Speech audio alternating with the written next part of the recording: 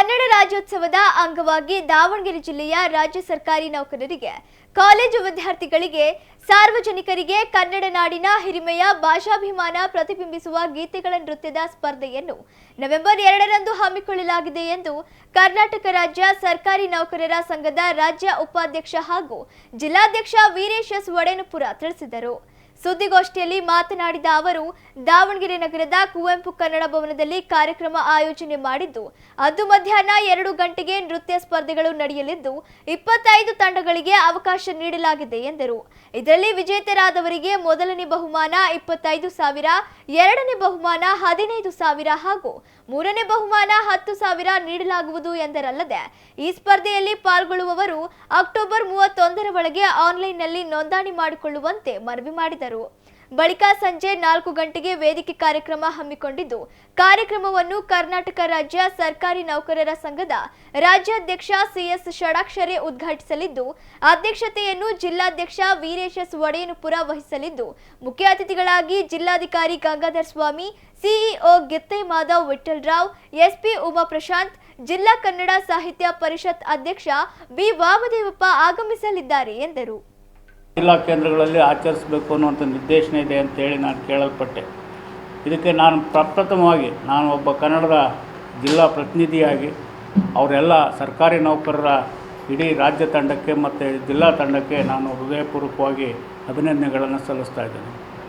ಇಂಥ ಕಾರ್ಯಕ್ರಮಗಳು ಹೆಚ್ಚು ನಡೆದಾಗ ಕನ್ನಡರಿಗೆ ಹೆಚ್ಚು ಅಭಿಮಾನ ಬರುತ್ತೆ ಮತ್ತು ಉತ್ಸಾಹ ಬರುತ್ತೆ ಮತ್ತು ನಾವೆಲ್ಲ ಕನ್ನಡಿಗರು ಅನ್ನುವಂಥ ಒಟ್ಟಾಗುವ ಭಾವನೆ ಬರುತ್ತೆ ಅನ್ನುವಂಥ ಕಾರ್ಯಕ್ರಮದ ಅಡಿಯಲ್ಲಿ ಇವರು ಮಾಡ್ತಾಯಿದ್ದಾರೆ. ಜೊತೆಗೆ ಒಂದು ಸಾಂಸ್ಕೃತಿಕ ಕಾರ್ಯಕ್ರಮಗಳನ್ನು ಮಕ್ಕಳಿಗೆ ಮತ್ತು ಸಾರ್ವಜನಿಕರಿಗೆ ಏರ್ಪಡಿಸಿರೋದ್ರಿಂದ, ಅದು ಯುವ ಪ್ರತಿಭೆಗಳಿಗೆ ಏರ್ಪಡಿಸಿರೋದ್ರಿಂದ ಇನ್ನೂ ಹೆಚ್ಚು ಉತ್ಸಾಹ ಇದರಿಂದ ಬರುತ್ತೆ ಅಂತ ನಾನಾದರೂ ಕೂಡ ಭಾವಿಸ್ಕೊಂಡು ಅವರಿಗೆ ಅಭಿನಂದನೆ ಸಲ್ಲಿಸ್ತಾ, ಮತ್ತೊಂದು ನಾವು ಜಿಲ್ಲಾ ಕನ್ನಡ ಸಾಹಿತ್ಯ ಪರಿಷತ್ತಿನ ಪರವಾಗಿ ನಾವು ಘೋಷಿಸೋದೇನು ಅಂದರೆ, ಪ್ರತಿಯೊಬ್ಬ ನಮ್ಮ ಜಿಲ್ಲಾದ್ಯಂತ ಪ್ರತಿಯೊಬ್ಬ ಕನ್ನಡಿಗರ ಮನೆ ಮೇಲೆ ಕನ್ನಡದ ಬಾವುಟ ಅಂದರೆ ಹಳದಿ ಮತ್ತು ಕೆಂಪು.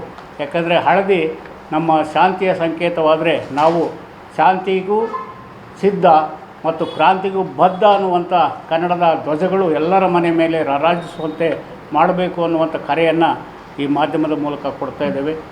ಜೊತೆಗೆ ನಾವು ಕೂಡ ಬೆಳಗ್ಗೆ 8 ಗಂಟೆಗೆ ಧ್ವಜಾರೋಹಣ, ರಾಷ್ಟ್ರಧ್ವಜ ಮತ್ತು ನಾಡಧ್ವಜವನ್ನು ಹಾರಿಸ್ತಿದ್ದೇವೆ. ಮತ್ತು 9 ಗಂಟೆಗೆ ನಾವು ಜಿಲ್ಲಾಡಳಿತದ ಕಾರ್ಯಕ್ರಮದಲ್ಲಿ ಭಾಗವಹಿಸಿದ್ದೇವೆ. ಮತ್ತು ಮರುದಿನ ಸಾಯಂಕಾಲ ನಮ್ಮಲ್ಲಿ ಕೂಡ ಸಾಂಸ್ಕೃತಿಕ ಕಾರ್ಯಕ್ರಮ ನಮ್ಮ ಜಿಲ್ಲಾಡಳಿತದಿಂದ ಕುವೆಂಪು ಕನ್ನಡ ಭವನದಲ್ಲಿದೆ. ಅದರಲ್ಲೂ ನಮ್ಮ ಸರ್ಕಾರಿ ನೌಕರರ ಸಂಘ ಇವತ್ತು ದಾವಣಗೆರೆ ಜಿಲ್ಲಾ ಘಟಕ ನಮ್ಮ ಕನ್ನಡ ಭವನದಲ್ಲಿ, ಕುವೆಂಪು ಕನ್ನಡ ಭವನದಲ್ಲಿ ಆಚರಿಸುವುದು ಹೆಚ್ಚು ಪ್ರಸ್ತುತ ಮತ್ತು ಅತ್ಯಂತ ಶ್ಲಾಘನೀಯ. ಇಂಥ ಕಾರ್ಯಕ್ರಮ ಯಶಸ್ವಿಯಾಗಿ ನಡೀಲಿಕ್ಕೆ ನಿಮ್ಮ ಮಾಧ್ಯಮದ ಸಹಕಾರ ತುಂಬ ಅವಶ್ಯಕ. ಇಂಥ ಸಹಕಾರ ತಮ್ಮಿಂದ ಸದಾ ಇರಲಿ ಅಂತೇಳಿ ನಾನಾದರೂ ಕೂಡ ಭಾವಿಸ್ತಾ, ತಮಗೆಲ್ಲ ಗೊತ್ತಿದೆ, ನವೆಂಬರ್ 1ರಂದು ಕನ್ನಡ ರಾಜ್ಯೋತ್ಸವ ಕಾರ್ಯಕ್ರಮವನ್ನು ರಾಜ್ಯ ಸರ್ಕಾರ ಹಾಗೂ ಎಲ್ಲ ಜಿಲ್ಲೆಯ ಜಿಲ್ಲಾಡಳಿತ ಹಾಗೂ ಎಲ್ಲ ಸರ್ಕಾರಿ ಕಚೇರಿಗಳಲ್ಲಿ, ಶಾಲಾ ಕಾಲೇಜುಗಳಲ್ಲಿ, ಜೊತೆಗೆ ಇವತ್ತು ಎಲ್ಲ ಸಂಘ ಸಂಸ್ಥೆಗಳು ಕೂಡ ಈ ಕನ್ನಡದ ರಾಜ್ಯೋತ್ಸವವನ್ನು ಹಬ್ಬದ ರೀತಿಯಲ್ಲಿ ಆಚರಿಸ್ತಕ್ಕಂಥದ್ದನ್ನು ತಾವೆಲ್ಲ ನೋಡ್ತಾ ಇದ್ದೀರಿ.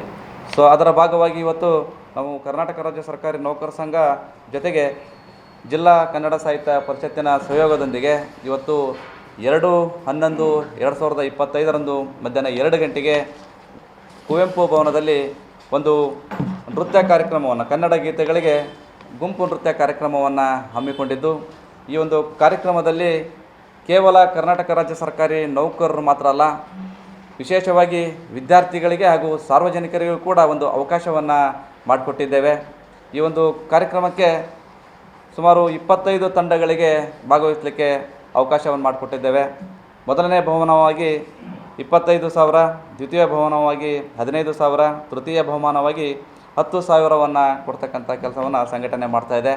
ಜೊತೆಗೆ ಆ ಒಂದು ಕಾರ್ಯಕ್ರಮದ ಉದ್ಘಾಟನೆಯನ್ನು ಶ್ರೀ ಸಿ.ಎಸ್. ಷಡಾಕ್ಷರಿಯವರು, ರಾಜ್ಯಾಧ್ಯಕ್ಷರು, ಕರ್ನಾಟಕ ರಾಜ್ಯ ಸರ್ಕಾರಿ ನೌಕರ ಸಂಘ ಬೆಂಗಳೂರವರು ಉದ್ಘಾಟನೆಯನ್ನು ಮಾಡ್ತಾಯಿದ್ದಾರೆ.